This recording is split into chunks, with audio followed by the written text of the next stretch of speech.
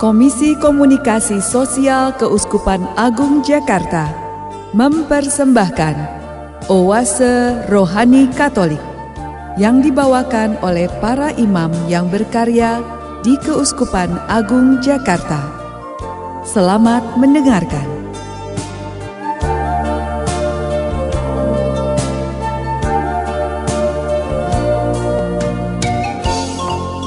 Gembala baik dan murah hati, salam damai, selamat berjumpa lagi dalam Oase Rohani Katolik. Hari ini hari Minggu biasa ke-18, 31 Juli 2016. Berbahagia sekali karena hari ini kita semua ditemani oleh Romo Diosesan Albertus Yogo Prasetyanto atau yang kita kenal akrab dengan sapaan Romo Yogo. Saya Bernadette Marita akan menemani Romo Yogo dan Anda semua selama 1 jam ke depan. Baiklah para pendengar terkasih, marilah kita menyapa Romo Yogo yang sudah berada bersama kita pada hari ini. Salam damai Romo Yogo.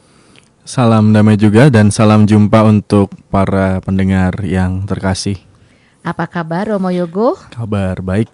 Baik tentunya.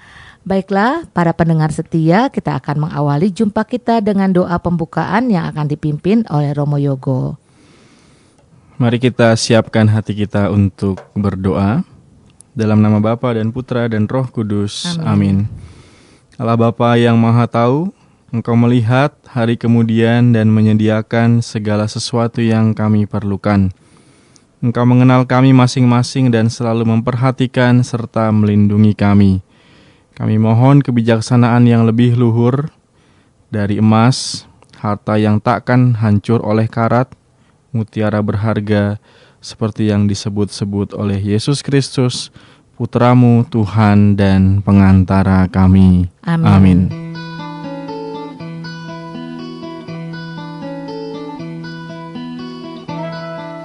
Perbincangan Rohani Injil hari ini.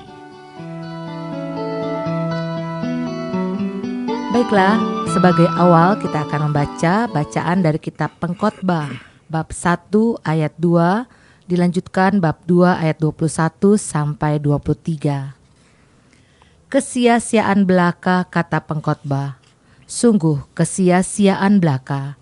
Segala sesuatu adalah sia-sia. Sebab kalau ada orang yang berlelah-lelah mencari hikmat, pengetahuan dan kecakapan, maka ia harus meninggalkan kebahagiaannya kepada orang lain yang tidak berlelah-lelah untuk itu. Ini adalah kesia-siaan dan kemalangan yang besar. Apakah faedah yang diperoleh manusia dari segala usaha yang dilakukannya dengan jerih payah di bawah matahari dan dari keinginan hatinya? Seluruh hidupnya penuh kesedihan dan pekerjaannya penuh kesusahan hati. Bahkan pada malam hari, hatinya tidak tenteram. Ini pun adalah kesia-siaan. Demikianlah sabda Tuhan. Syukur kepada Allah. Pendengar terkasih, kita akan menyimak Mazmur tanggapan berikut ini. Tuhan penjaga dan benteng perkasa, dalam lindungannya aman sentosa.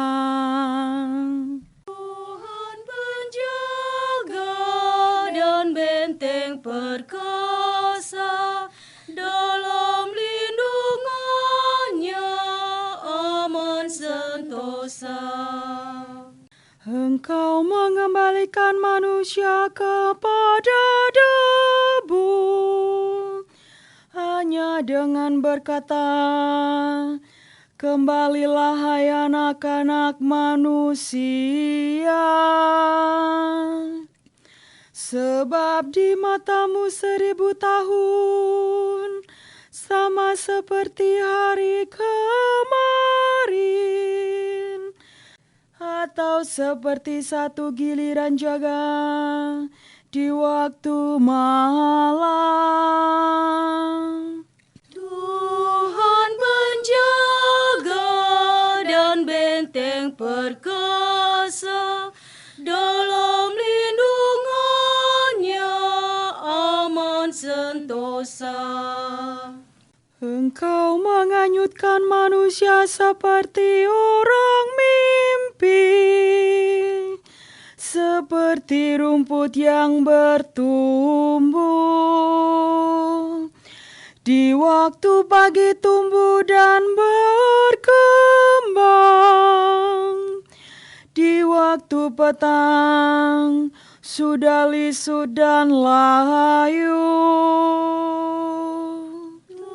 Tuhan penjaga dan benteng perkasa, dalam lindungannya aman sentosa.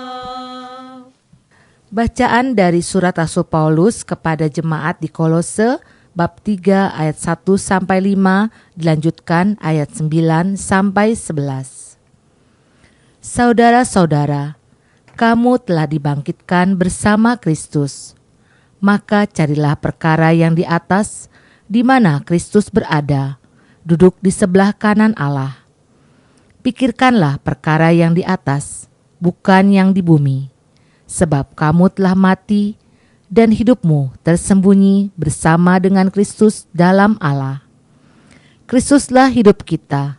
Apabila Dia menyatakan diri kelak, kamu pun akan menyatakan diri bersama dengan Dia dalam kemuliaan. Karena itu, matikanlah dalam dirimu segala yang duniawi, yaitu percabulan, kenajisan, hawa nafsu, nafsu jahat, dan juga keserakahan, yang sama dengan penyembahan berhala. Janganlah kamu saling mendustai lagi, karena kamu telah menanggalkan manusia lama berserta kelakuannya, dan telah mengenakan manusia baru yang terus-menerus diperbaharui untuk memperoleh pengetahuan yang benar menurut gambar penciptanya. Dalam keadaan yang baru ini, tiada lagi orang Yunani atau orang Yahudi, orang bersunat atau tak bersunat, orang barbar atau orang Skit, budak atau orang merdeka. Yang ada hanyalah Kristus di dalam semua orang. Demikianlah sabda Tuhan. Syukur kepada Allah. Pendengar, sekarang marilah kita siapkan hati kita untuk menyimak Injil Lukas bab 12 ayat 13 sampai 21. Kita siapkan hati untuk menyimak bacaan Injil. Tuhan bersamamu. Dan bersama rohmu. Inilah Injil Yesus Kristus menurut Santo Lukas. Dimuliakanlah Tuhan. Ketika Yesus mengajar orang banyak, salah seorang dari orang banyak itu berkata kepadanya, "Guru, katakanlah kepada saudaraku, supaya ia berbagi warisan dengan aku." Tetapi Yesus berkata kepadanya, "Saudara, siapakah yang telah mengangkat aku menjadi hakim atau penengah bagimu?" Kata Yesus kepada orang banyak itu, "Berjaga-jagalah dan waspadalah terhadap segala ketamakan. Sebab walaupun seorang berlimpah-limpah hartanya, hidupnya tidak tergantung dari kekayaannya itu." Kemudian Yesus mengatakan kepada mereka perumpamaan berikut. Ada seorang kaya, tanahnya berlimpah hasilnya. Ia bertanya dalam hatinya, "Apa yang harus kuperbuat, sebab aku tidak mempunyai tempat untuk menyimpan segala hasil tanahku?" Lalu katanya, "Inilah yang akan kuperbuat. Aku akan merombak lumbung-lumbungku, lalu mendirikan yang lebih besar, dan aku akan menyimpan di dalamnya segala gandum serta barang-barangku. Sesudah itu aku akan berkata kepada jiwaku, jiwaku, ada padamu banyak barang tertimbun untuk bertahun-tahun lamanya. Beristirahatlah, makanlah, minumlah, dan bersenang-senanglah." Tetapi Allah bersabda kepadanya, "Hai orang bodoh, pada malam ini juga jiwamu akan diambil daripadamu. Bagi siapakah nanti apa yang telah kau sediakan itu?" Demikianlah jadinya dengan orang yang menimbun harta bagi dirinya sendiri, tetapi ia tidak kaya di hadapan Allah. Demikianlah Injil Tuhan. Terpujilah Kristus. Pendengar terkasih, setelah kita menyimak firman-firman Tuhan pada hari ini, marilah kita menyimak permenungan yang akan disampaikan oleh Romo Yogo untuk kita semua. Romo, dari bacaan-bacaan hari ini, inspirasi apakah yang ingin disampaikan? Baik, di hari Minggu biasa ke-18 ini, ada satu benang merah yang kalau kita perhatikan baik-baik dari bacaan pertama, bacaan kedua, dan juga bacaan Injil, yaitu tentang bagaimana kita mencari harta di surga, kaya di hadapan Allah. Dan ketika merenungkan ini, saya teringat akan sebuah ilustrasi, sebuah cerita yang kurang lebih mirip dengan apa yang tadi kita dengarkan dalam bacaan Injil. Dalam buku Doa Sang Katak itu ada sebuah kisah yang bagi saya menarik. Ada seorang kikir yang telah mengumpulkan uang banyak sekali. Ia membayangkan masa depan yang menyenangkan dengan uang-uang yang dia kumpulkan itu. Namun tiba-tiba malaikat maut muncul di hadapannya untuk mencabut nyawanya. Kemudian seorang kikir ini dengan 1000 macam alasan memohon dengan sangat agar diperkenankan hidup sedikit lebih lama lagi. Namun sang malaikat maut ini bersikeras dan berkata kepada si orang kikir ini, si orang kikir menegaskan, "Berilah saya waktu 3 hari untuk hidup, dan saya akan memberi separuh kekayaan milik saya," kata orang itu. Namun malaikat maut tidak mau mendengarnya dan mulai membentaknya. Kemudian si kikir itu kembali berkata, "Beri saya waktu 1 hari saja, dan saya mohon, dan engkau kemudian boleh mengambil segala sesuatu yang saya kumpulkan dengan keringat dan jerih payah saya ini." Tapi malaikat maut ini tidak mau mengubah pikirannya. Kemudian orang kikir ini meminta kembali dan ia mohon agar diberikan kelonggaran kecil. Dia berkata, dan kemudian si malaikat maut mengabulkan permintaan kecil ini dengan berkata, "Hai engkau, siapapun engkau yang kebetulan menemukan dan membaca catatan ini, kalau engkau mempunyai cukup waktu untuk hidup, janganlah engkau menyia-nyiakan waktu untuk menumpuk kekayaan. Hiduplah dengan seadanya. Uang saya yang jumlahnya banyak ini ternyata tidak dapat memperpanjang hidup saya, bahkan hanya 1 jam saja." Mungkin para pendengar yang terkasih, kita banyak mendengar kisah-kisah yang lain. Kisah-kisah di mana ternyata harta yang kita kumpulkan di dunia ini juga bukan hal yang utama. Dan melalui kisah ini sebenarnya dengan mudah kita bisa menangkap bahwa hidup kita suatu saat juga akan berakhir. Dan kita tidak semata-mata hanya berpikir tentang pengalaman kita di dunia saja. Dan kalau kita kembali ke bacaan Ekaristi pada hari ini, mungkin satu hal yang mesti kita tanamkan dalam hati bahwa meskipun kita tidak semata-mata mencari harta, namun pada kenyataannya kita tidak bisa hidup, tidak bisa lepas dari apa yang disebut dengan kebutuhan, sarana dan prasarana. Harta dan kekayaan juga digunakan bagi kita dalam hidup ini. Dan dalam bacaan hari ini kita tidak menemukan ajaran dalam kitab suci yang menilai harta atau kekayaan manusia itu adalah buruk, hina, atau harus dijauhi. Dan di sini kita ditegaskan kembali bahwa ternyata kita masih membutuhkan hal-hal seperti itu. Memiliki harta kekayaan adalah juga hasil dari kerja kita. Namun yang kemudian perlu diingat adalah kekayaan yang tersedia di bumi tempat kita hidup, tinggal, juga harus digunakan secara wajar dan pada kenyataannya juga punya nilai sosial. Bahkan dalam bacaan Injil kemudian ditegaskan bahwa yang perlu kita cari juga bukan semata-mata harta dunia, tetapi juga kekayaan di hadapan Allah. Sekedar pengalaman konkret saja, para pendengar yang terkasih, saya tinggal di seminari menengah Wacana Bakti bersama dengan teman-teman seminaris. Beberapa waktu yang lalu, kira-kira hampir sebulan yang lalu, kami itu menerima siswa-siswa baru, 31 kelas persiapan pertama dan 3 orang kelas persiapan atas. Dan setiap tahun ketika kita mengumpulkan teman-teman yang baru masuk ini, kita umumnya mengecek kembali barang-barang yang mereka bawa.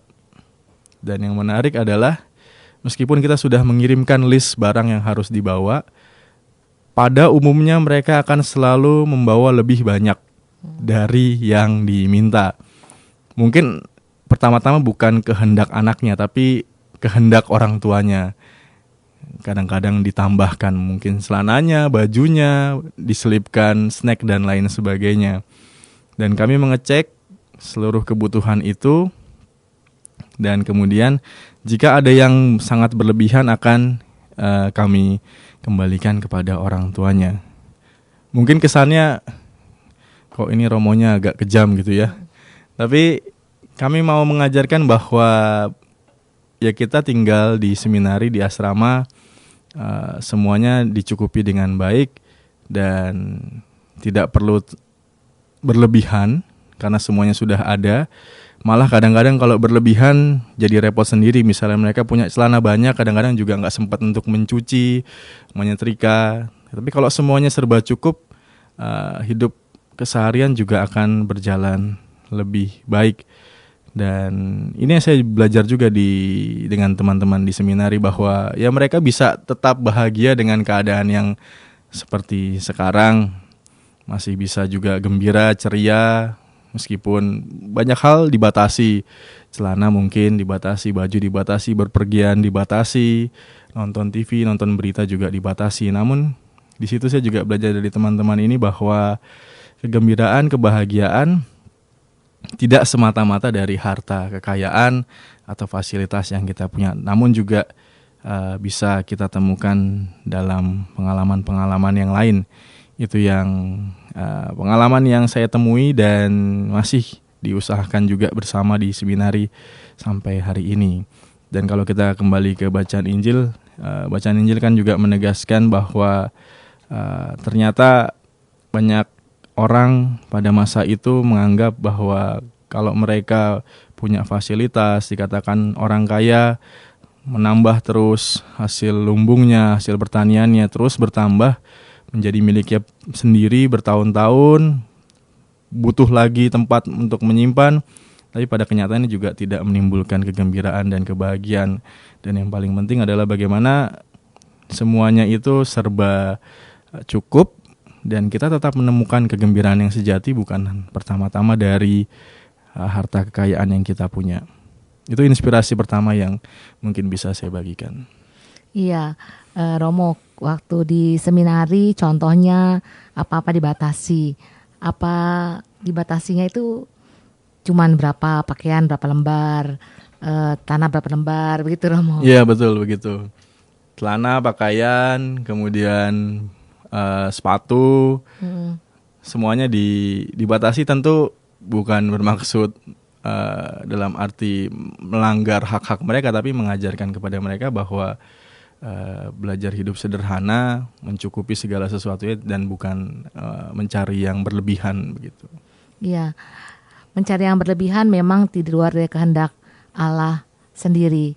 Tetapi apakah mencari yang berkelebihan itu juga dilarang di dunia ini, Romo?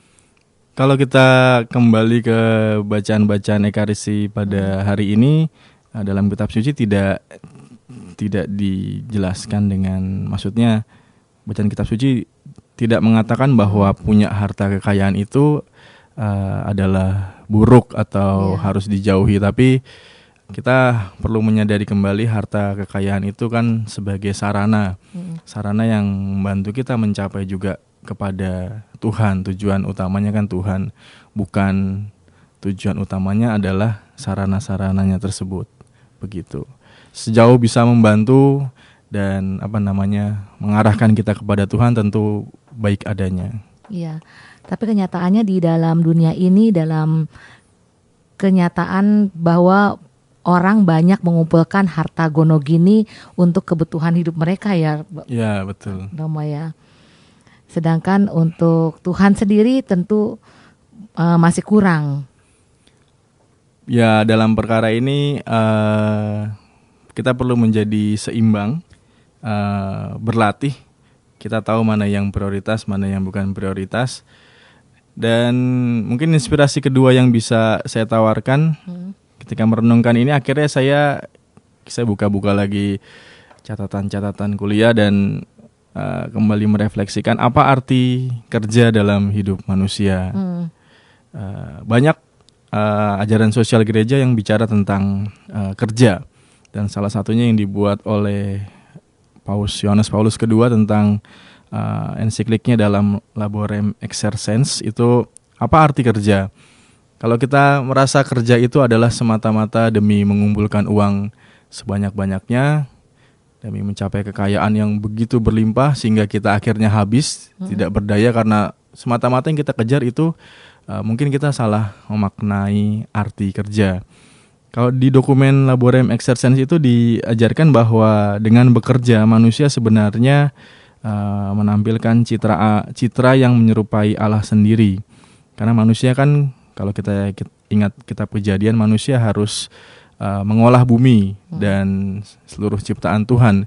Disitulah arti kerja, manusia bertanggung jawab karena Tuhan sudah mengaruniakan alam semesta ini kepada kita. Dan juga dalam kerja itu kita sebagai manusia diajak untuk semakin memanusiakan diri kita. Yeah. Dalam arti, kan kalau kita bekerja, kita punya penghasilan, kemudian hidup sosial kita juga bisa meningkat, pendidikan kita juga bisa lebih baik, kita juga bisa semakin menghargai sesama. Kalau kita punya penghasilan, kita juga bisa berbagi dengan sesama. Intinya dengan kerja kita bisa memanusiakan manusia yang lain, semakin manusiawi, dan juga ini kan bentuk dari aktualisasi diri kita. Tentu semua manusia ingin agar dirinya dihargai, tampil, berkarya, dan ketika kita bisa bekerja dengan baik, mengaktualisasikan diri dengan baik, disitulah juga diri kita semakin punya nilai, bukan semata-mata bahwa, karena banyak ada anggapan bahwa apalagi dengan industri semakin modern ini kan, kadang-kadang dunia kerja itu menindas manusia. Banyak kan kalau kita dengar kisah-kisah buruh-buruh pekerja-pekerja yang bekerja di luar jam yang normal, semata-mata demi mencapai hasil produksi yang meningkat, sehingga manusia itu semakin asing dengan pekerjaannya, harus bekerja sekian banyak namun upahnya rendah. Dan akhirnya mereka tidak dimanusiakan, harkatnya tidak diangkat, malah justru direndahkan. Padahal kerja kan maksudnya supaya kita semakin lebih manusiawi lagi, kesejahteraan kita meningkat, hidup kita dengan sesama juga bisa lebih baik, begitu. Iya, berarti kerja itu sebenarnya untuk manusia dan untuk Tuhan ya. Iya, betul. Iya, baiklah, terima kasih pada pendengar terkasih. Kita hentikan dulu berbincang-bincang kita dengan Romo Yogo dan kita menyimak sebuah lagu.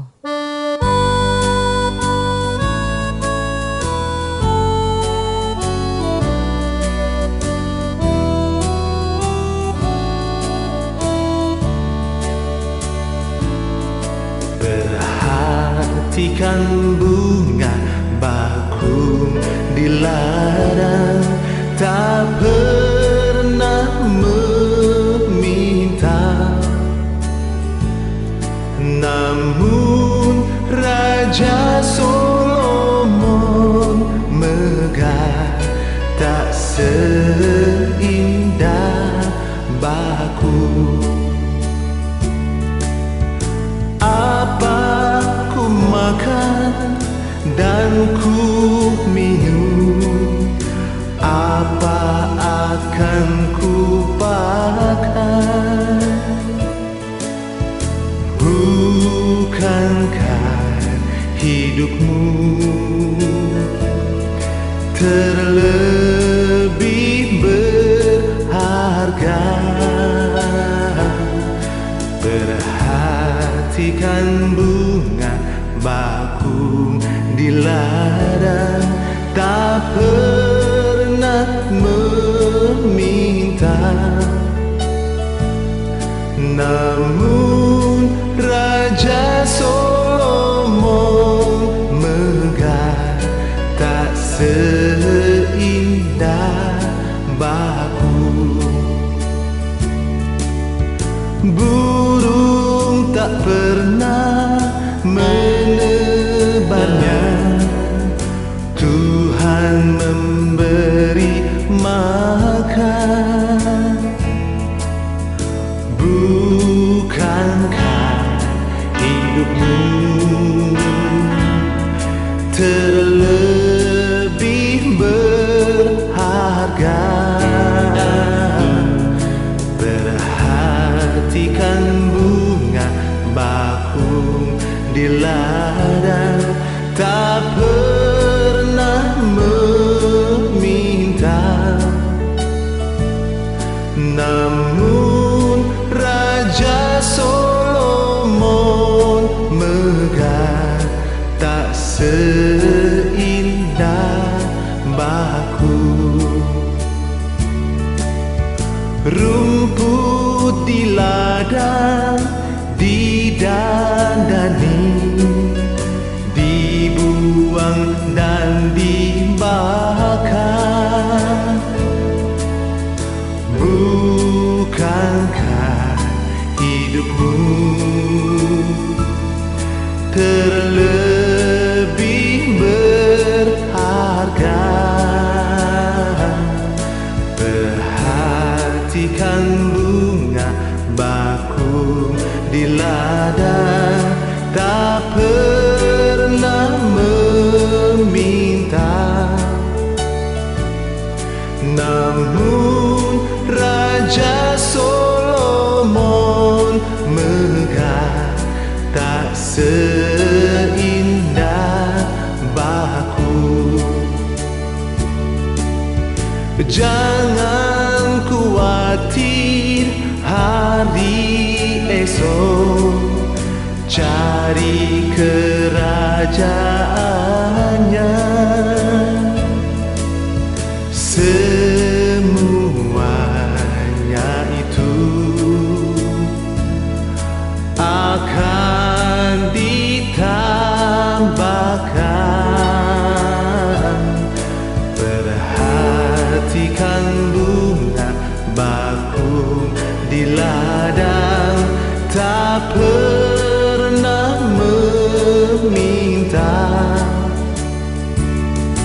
Namun Raja Solomon megah, tak seindah bakung. Namun Raja Solomon megah, tak seindah bakung.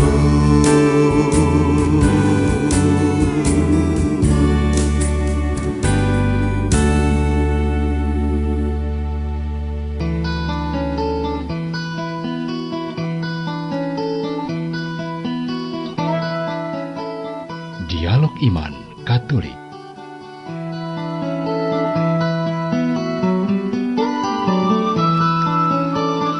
Gembala baik dan murah hati, kita bersama Romo Diosesan Albertus Yogo Prastianto dan saya Bernadette Marita masih menemani Anda dalam Oase Rohani Katolik. Hari ini hari Minggu 31 Juli 2016, hari Minggu biasa ke-18. Dan sebelum saya melanjutkan berbincang-bincang dengan Romo Yogo, saya ingatkan kembali kepada Anda yang ingin mengirimkan pertanyaan seputar siaran Oase Rohani Katolik ataupun SMS ataupun saran atau usul, Anda dapat kirim melalui SMS ke nomor 0822 1036 1555 0822 1036 1555 Atau bagi Anda yang ingin sharing iman, Anda dapat kirim ke alamat email kami orkkaj@yahoo.com. Baiklah para pendengar terkasih, Romo Yogo juga merupakan Romo dari Ketua Komisi Kepemudaan. Kita akan membahas bincang-bincang tentang kegiatan kepemudaan yang akan berlangsung di bulan-bulan ini yang terdekat. Romo, kegiatan apa yang akan dilakukan oleh Komisi Kepemudaan di bulan-bulan terdekat ini? Di bulan-bulan ini, khususnya nanti di bulan Agustus, rencananya mudah-mudahan berjalan dengan baik. Ada 2 program yang mau kita laksanakan. Yang pertama itu adalah program connecting. Mungkin berpikir ini apa connecting gitu kan? Iya. Listrik atau apa gitu. Connecting ini kami berusaha menerjemahkan sasaran prioritas pertama Ardas, menciptakan keluarga yang utuh. Dan di situ dalam pengertian keluarga yang utuh adalah pernah dibahas juga dalam Dewan Karya Pastoral itu terkait dengan menurunkan angka kawin campur. Nah, program ini dimaksudkan sebenarnya mau mempertemukan orang muda Katolik dari berbagai macam dekanat, dari berbagai macam paroki, ketemu, berdinamika bersama, dijelaskan tentang keluarga Katolik, membangun keluarga Katolik bagaimana, pacaran yang sehat bagaimana, dengan berbagai macam pembicara. Intinya mudah-mudahan ketika mereka bertemu saling kenal, tukeran nomor WhatsApp, saling share di media sosial, mudah-mudahan saling saling ketemu hatinya dan mudah-mudahan ketemu juga jodohnya di situ. Sebenarnya idenya sederhana supaya mereka bertemu, jodohnya ketemu di sana, sama-sama seiman, kan itu lebih baik. Begitu idenya. Itu yang program connecting. Lalu yang satu lagi, kita juga punya rencana kegiatan untuk kerjasama dengan beberapa kelompok kategorial, temu OMK dalam tahun kerahiman Allah. Itu juga di bulan Agustus. Ini maksudnya supaya kita di tahun ini kan tahun luar biasa, tahun suci luar biasa kerahiman Allah. Bagaimana kita juga sebagai orang muda merayakan kegiatan ini.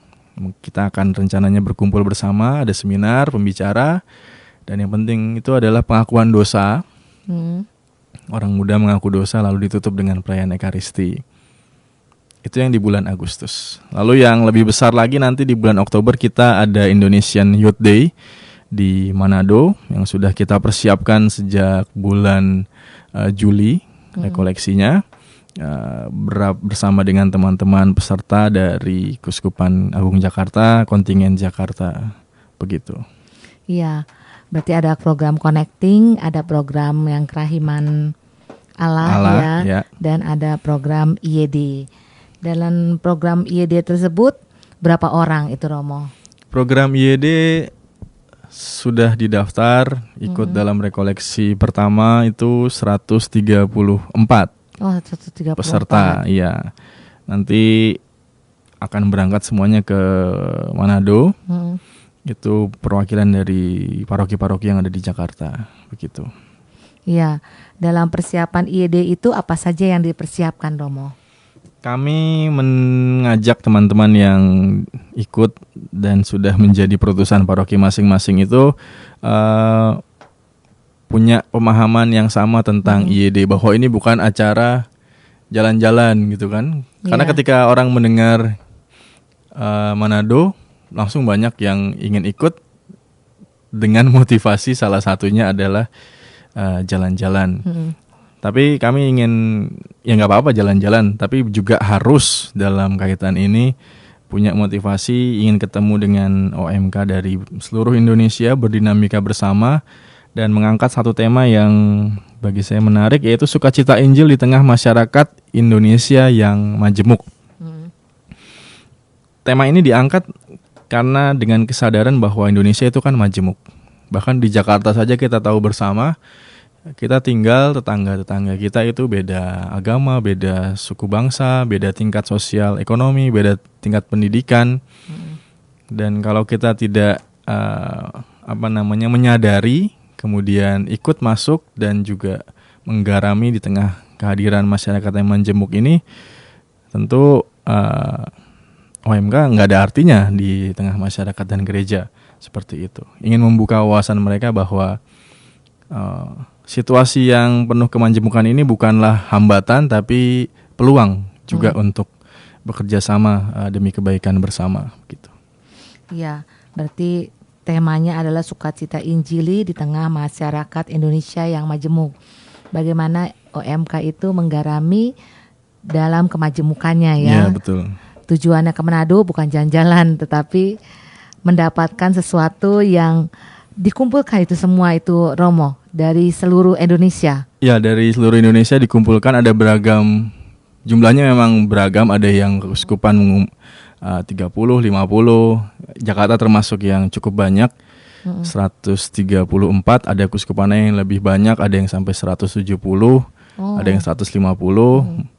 Yang satu pulau dengan Manado itu cenderung lebih banyak karena kan lebih dekat. Kalau kita jauh dan pesawatnya juga tiketnya mencarinya juga berebutan.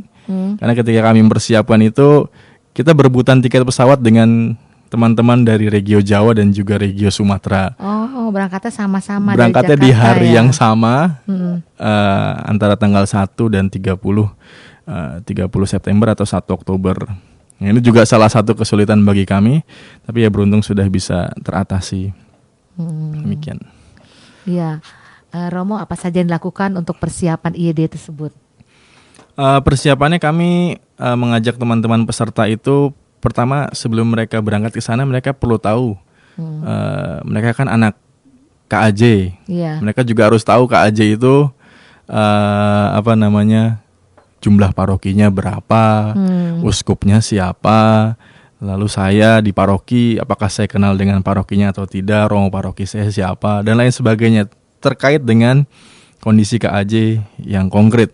Kan nanti bisa malu juga kalau ditanya KAJ itu seperti apa, datang dari mana, kalau nggak bisa jawab juga malu gitu. Dan yang lebih utama mengenali kondisi kemajemukan yang kita punya di Jakarta gitu. Jadi ketika kita ke Manado kita bisa berbagi cerita juga dengan teman-teman yang dari keuskupan lain yang tentu juga punya warna yang berbeda.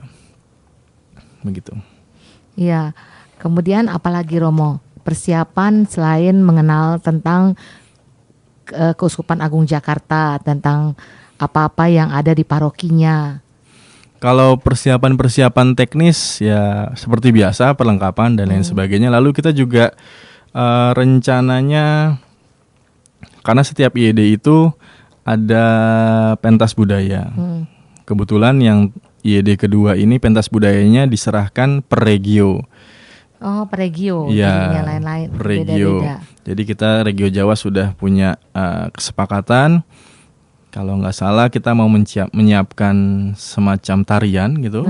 Dan setiap keuskupan Regio Jawa mengutus beberapa orang untuk berlatih bersama, nanti ditampilkan dalam defile budaya dan juga pentas budaya. Kita juga secara teknis rencananya mau bawa ondel-ondel juga ke sana. Oh iya, bawa ondel-ondel. Karena nanti ketika defile budaya itu kan setiap keuskupan dengan ciri khas masing-masing menampilkan budayanya. Ada yang juga nanti bawa pakaian adat Betawi seperti itu ke sana. Lalu di sana tuh dikumpulkan dalam satu tempat gitu, Mo? Di sana kita dikumpulkan 3 hari pertama kita live in di paroki. Jadi satu keuskupan satu paroki. Setelah kita live in, dinamikanya kan berbagai macam. Kita tinggal di rumah umat. Kalau bisa bantu keluarganya misalnya pergi ke pasar, bantu beli masak di rumah. Lalu di hari Minggunya itu kita bisa bantu di paroki Bina Iman kah, katekese dan lain sebagainya. Itu dinamika di paroki. Lalu 4 hari sisanya kita berkumpul bersama di venue besarnya, di pusat perayaannya untuk mengadakan katekese, misa, adorasi, dan ditutup dengan perayaan Ekaristi besar bersama gitu. Di mana tuh tempatnya, Mo? Kalau penutupannya itu di Lota. Ada sebuah venue yang sudah disiapkan di sana. Dan rencananya peserta-peserta itu akan disebar di sekitar wilayah tersebut. Karena di sekitar situ banyak seminari-seminari. Dan juga ada pusat kata ketik di sana. Kita belum tahu persisnya nanti mau ditaruh di mana, tapi peserta-peserta itu setelah live-in di paroki akan diadakan di sana pusatnya. Di pusatnya itu di Lota itu, Lota itu satu area besar yang kumpul jadi satu, itu berapa ribu peserta itu mau? Rencananya itu 2.000-an peserta. Berkumpul OMK se-Indonesia di sana. 2.000-an peserta OMK ya. Dan dengan dinamika kegiatan yang beraneka ragam, dengan berbagai kegiatan tersebut, berapa pemandunya itu Mo? Kalau sebenarnya diserahkan ke masing-masing keuskupan, idealnya dalam sejumlah peserta 10%-nya itu adalah pendampingnya, gitu. Jadi memang ini usia OMK semua.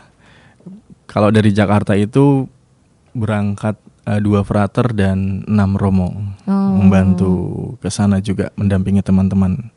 2 frater dan 6 romo yang ikut membantu kelancaran dari kegiatan-kegiatan tersebut ya Mo. Romo siapa saja Mo?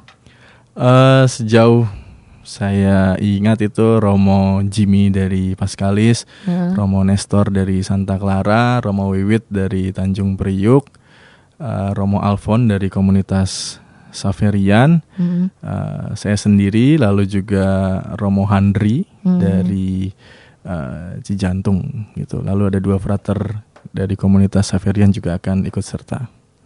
Wah, cukup banyak juga ya Mo ya. Iya. Dan semua pasti gembira di dalam acara tersebut. Iya, harusnya gembira. Iya. Tadi sukacita Injili di tengah masyarakat Indonesia yang majemuk Mo. Dan sukacita Injilinya itu seperti apa Mo? Sukacita Injili itu kan sebenarnya berangkat dari ensiklik yang dikeluarkan oleh Paus kita Fransiskus, Evangelii Gaudium. Bagaimana kita juga membagikan sukacita Injil, bahwa orang Katolik kan juga punya tugas mewartakan kabar gembira ke seluruh orang. Bagaimana kita juga bisa membagikan kegembiraan itu kepada mereka, bahwa orang Katolik itu ketika datang di tengah masyarakat juga membawa harapan, membawa damai, bukan malah menjadi yang mungkin yang bermasalah atau yang membawa perselisihan dan lain sebagainya. Sukacita Injil ini sebenarnya bisa dimaknai melalui berbagai macam cara.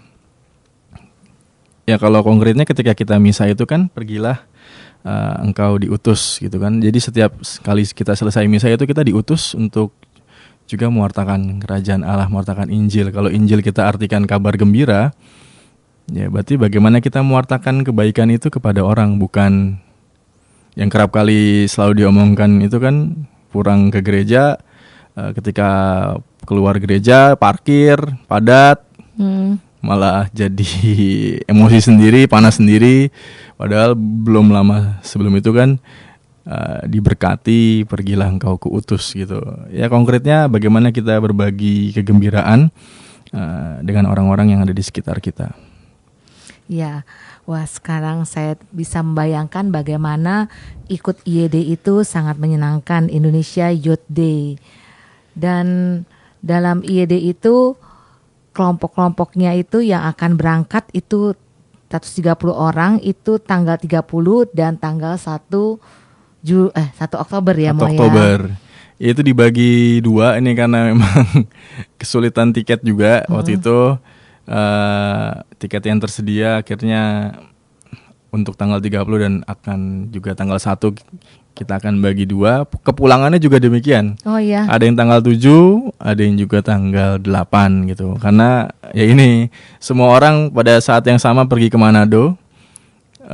Sementara pulangnya juga dari sana banyak juga, dan bukan hanya Keuskupan Jakarta saja yang berperan serta.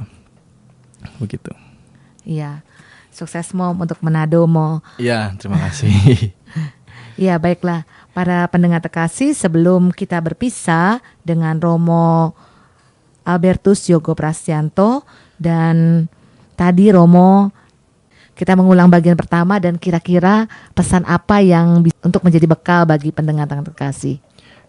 Baik, dari bacaan di minggu biasa ke-18 ini kita dihantar kepada sebuah penyadaran baru, bahwa mungkin penyadaran lama yang perlu kita pertegas setiap kali kita hidup sehari-hari, bahwa kebahagiaan sejati tidak semata-mata ditentukan dengan harta, dengan fasilitas yang kita punya, tapi apakah kita juga berusaha mencari kekayaan di hadapan Allah. Dan kekayaan di hadapan Allah itu kan terkait dengan relasi kita dengan Tuhan, yang juga harus seimbang dengan relasi kita di hadapan sesama. Ya, konkretnya seperti tadi saya menceritakan tema IYD Sukacita Injil dari tengah masyarakat majemuk. Apakah kita mampu menumbuhkan sukacita kita dalam perjumpaan kita dengan orang yang berbeda? Gitu. Sukacita bukan semata-mata harta, fasilitas, tapi sukacita dalam perjumpaan dengan orang-orang yang berbeda. Kalau kita bisa damai, kalau kita bisa hidup tenang dengan mereka, kan itu juga membawa sukacita tersendiri. Saya rasa itu yang bisa saya simpulkan. Ya, terima kasih Romo. Baiklah para pendengar terkasih, maka dengan demikian kita harus berpisah di hari ini di 31 Juli 2016, hari Minggu biasa ke-18. Maka Romo Diosesan Albertus Jogo Prastianto dan saya Bernadette Marita undur diri dari ruang dengar Anda. Kami mengucapkan salam damai, tetap semangat dan tersenyum. Kita akan tutup dengan doa dan berkat Tuhan melalui Romo Yogo. Mari kita akhiri dengan berdoa. Dalam nama Bapa dan Putra dan Roh Kudus. Amin. Allah Bapa kami di surga, kami bersyukur karena Engkau selalu mendengarkan doa kami. Berilah kami makin hari makin memahami kehendak-Mu. Jadikanlah kami umat-Mu yang saling membahagiakan satu sama lain, serta tidak buta terhadap penderitaan di sekitar kami. Demi Yesus Kristus Putra-Mu, Tuhan dan pengantara kami yang hidup dan berkuasa kini dan sepanjang masa. Amin. Mari kita mohon berkat Tuhan bersamamu dan bersama Roh-Mu. Semoga kita sekalian, seluruh perencanaan hari ini, orang-orang yang kita bawa dalam doa selalu dilindungi dan diberkati oleh Allah yang Maha Kuasa, Bapa dan Putra dan Roh Kudus. Amin. Terima kasih Romo Yogo dan terima kasih pada pendengar. Semoga damai Tuhan kita Yesus Kristus selalu menyertai kita sampai selama-lamanya. Amin.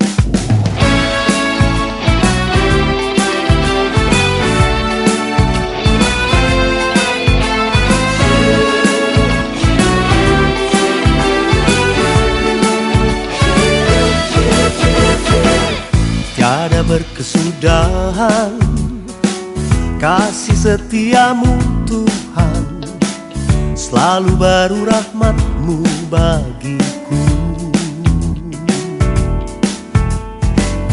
Hari berganti hari, tetap kulihat kasih-Mu, tak pernah berakhir di hidupku.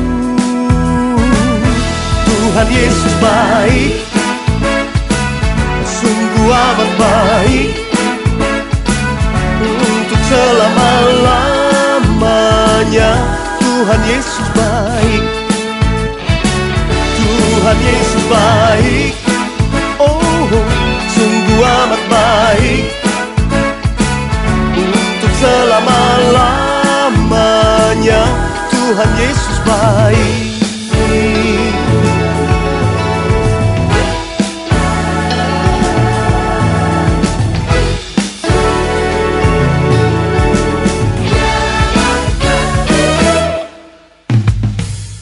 Tiada berkesudahan kasih setiamu Tuhan, selalu baru rahmat-Mu bagiku. Hari berganti hari, tetap kulihat kasih-Mu, tak pernah berakhir di hidupku. Tuhan Yesus baik, sungguh amat baik, untuk selama-lamanya. Tuhan Yesus baik, Tuhan Yesus baik, sungguh amat baik, untuk selama-lamanya.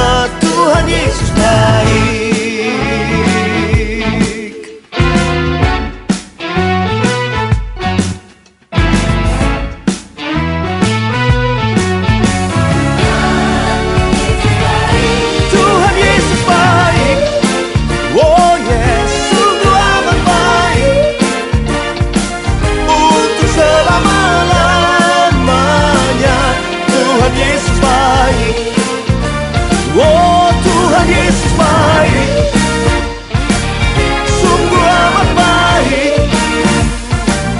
untuk selama-lamanya.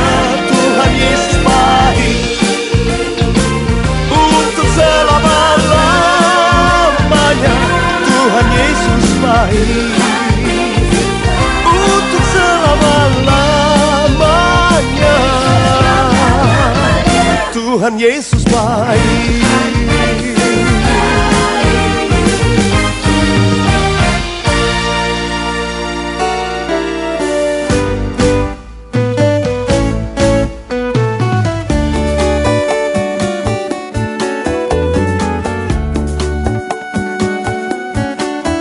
Yesus Tuhanku ajaib, heran perbuatannya, tiada yang mustahil bagi Dia. Yesus Tuhanku ajaib, Yesus Tuhanku ajaib, heran perbuatannya, tiada yang mustahil bagi Dia. Yesus Tuhanku ajaib. Haleluya,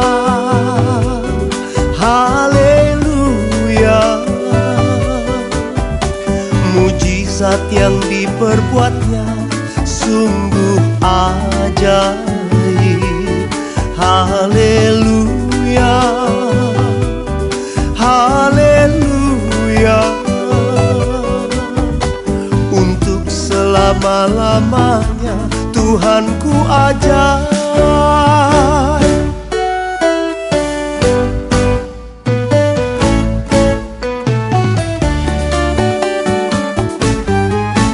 Yesus Tuhanku ajaib, heran perbuatannya, tiada yang mustahil bagi Dia. Yesus Tuhanku ajaib. Haleluya, haleluya. Mujizat yang diperbuatnya sungguh ajaib. Haleluya, haleluya. Untuk selama-lamanya Tuhanku ajaib.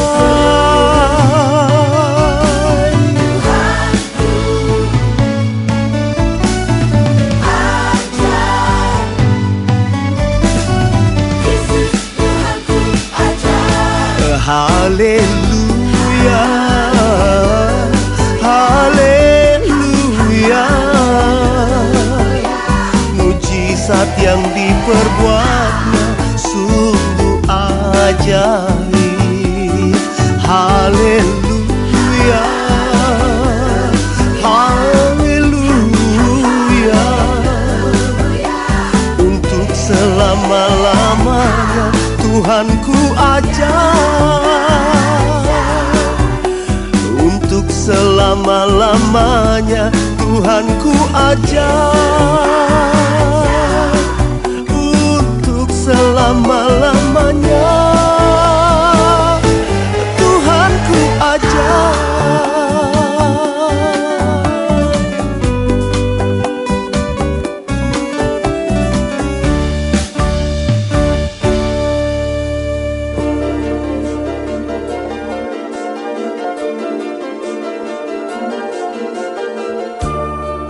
Demikianlah Oase Rohani Katolik yang dipersembahkan oleh Komisi Komunikasi Sosial Keuskupan Agung Jakarta, yang dibawakan oleh para imam yang berkarya di Keuskupan Agung Jakarta.